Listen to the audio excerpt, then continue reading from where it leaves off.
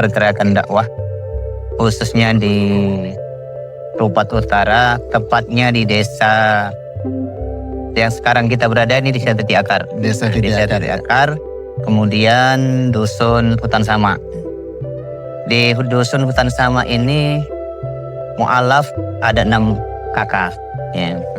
Selain itu juga ada saudara-saudara kita muslim.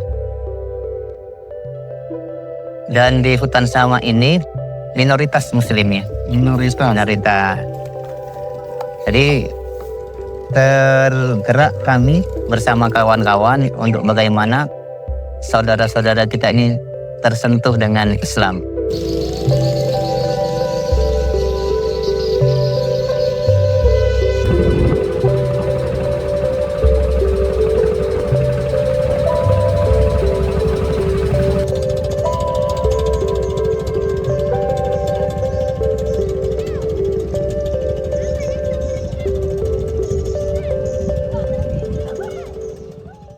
Berjalannya waktu, kami dimudahkan oleh Allah. Ya, kami juga pernah bersama Basma, Baitul Zakah Pertamina. Kemudian kami juga pernah bersama Fakuh. Ya. Kemudian kita bersama Hidayatullah khususnya. Nah, yang lebih spesifiknya itu bersama Posdai. Sehingga di beberapa titik dakwah kita di Sukadamai, Titik Akar, dan Hutan Ayu. Di Hutan Sama inilah Titik Akar, ya, tempatnya ada beberapa kegiatan yang kita dampingi. Jadi kita masuk ke Hutan Sama itu per sepekan sekali. Ya, jadi jadwal pembinaan itu kita masuk pada Kamis sore seperti ini. Kamis sore, kemudian malamnya itu ba'da Isya ada kegiatan wirid Yasin di musola. Di musola. Ketika kami datang, jadwalnya itu kami datang ke sana yang biasanya wirid Yasin, ketika kita datang istilingi dengan tausiah. Kemudian pendampingan sholat Jumat. Setelah sholat Jumat itu kita ada wirid ibu-ibu. Kemudian selain pembinaan ibu-ibu wirid sendirian yang kita sampaikan, kemudian ada di rumah-rumah warga. Ya, ada ibu-ibu, bapak-bapak yang belajar mengaji, ya kan? Bahkan dari dasar dari Iqra, ya kan?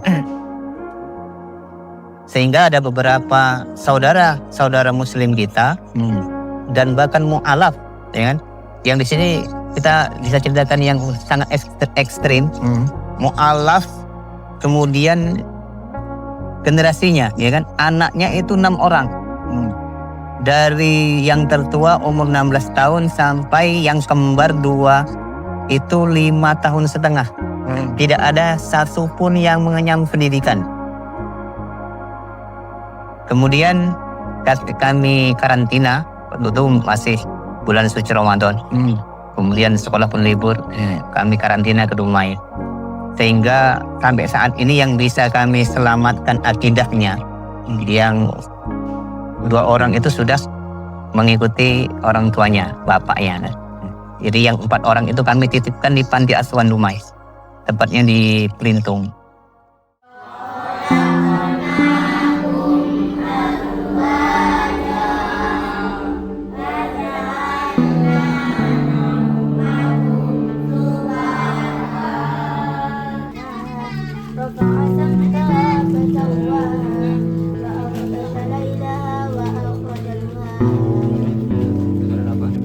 Karena memang dakwah itu kan kewajiban kita semua sebagai seorang muslim. Terlepas nanti kapasitas dan kemampuan kita seperti apa. Ya mungkin saat ini kami hanya bisa mampu membina saudara-saudara kita, hanya sekedar mempelajari mereka, ya kan? Mengajari mereka Iqra dan cara bersuci dan sholat 5 waktu. Nah, jadi kami ini tidak punya cita-cita yang muluk-muluk ya, untuk berdakwah ini. Bisa saudara-saudara kami itu menjaga sholat 5 waktu tepat pada waktunya dan berjamaah ya bagi laki-laki. Itu sebuah kemudian prestasi besar ya. Kemudian bagaimana Al-Quran itu menjadi prioritas buat dirinya, bukan kewajiban. Bagaimana mereka tidak membaca Al-Quran itu, ya ada yang kurang di dirinya. Karena memang ketika mereka sudah menyatakan diri bersyahadat, konsekuensi syahadat itu kan diantaranya adalah bagaimana kita ini mampu, ya kan, menjalankan segala perintah-perintah Allah. Ya. Perintah-perintah Allah itu adanya di Al-Quran. Ya kan? Yes, yes. Sama dari hitungan mundur dari hitungan 5, 4, 3, 2, 1. Takbir! Allah Akbar! Takbir! Takbir! Kita gaungkan desa mengaji, bukan hanya yang mengaji itu anak-anak saja. Ya. Ya kan gitu. Bukan hanya saja para dai.